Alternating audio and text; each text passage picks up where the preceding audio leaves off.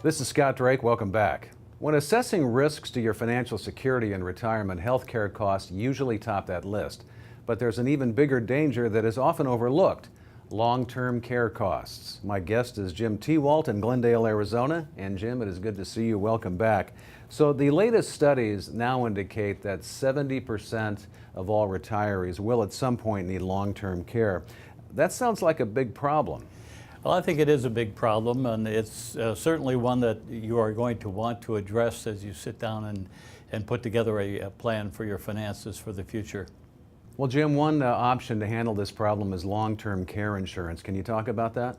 Well, the traditional long-term care insurance has had some difficulties. When companies first started writing this type of insurance years ago, they probably did not price it adequately. They didn't believe that people would live as long as they would live, and so we are seeing today significant increases in premiums, some as much as 85 or 95% in a year. And of course that creates a lot of problems for retirees. So insurance can be the answer, but you can also pay for long-term care expenses out of current income. You could pay for it out of resources. If you don't have a lot of resources, you may just have to avail yourself of the state programs. So I think personally, I like to just sit down with individuals and see what their situation is, talk about what they can expect, what they would like to do in terms of how they want to address long-term care. Do they want to go to a traditional long-term care facility, or would they prefer a group home, or do they feel like family members would care for them?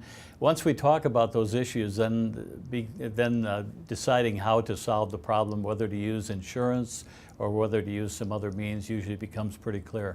And Jim, it's important to remember that Medicare doesn't cover much of long-term care, does it?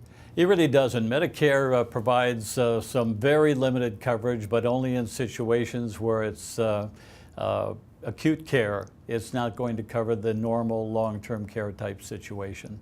Well, finally, Jim, what are some of the other solutions that you often use? Well, today there are a number of products that can be used to generate retirement income. Annuities are one, and in some of those annuities, the company has an income rider. The income rider will pay a guaranteed income for as long as the person lives, for the rest of your life. And in some cases, that income rider will double based on your need for long-term care. There's also life insurance today, hybrid life insurance, that allows you to accelerate death benefits to pay for long-term care type expenses. So there are alternatives to the traditional long-term care insurance.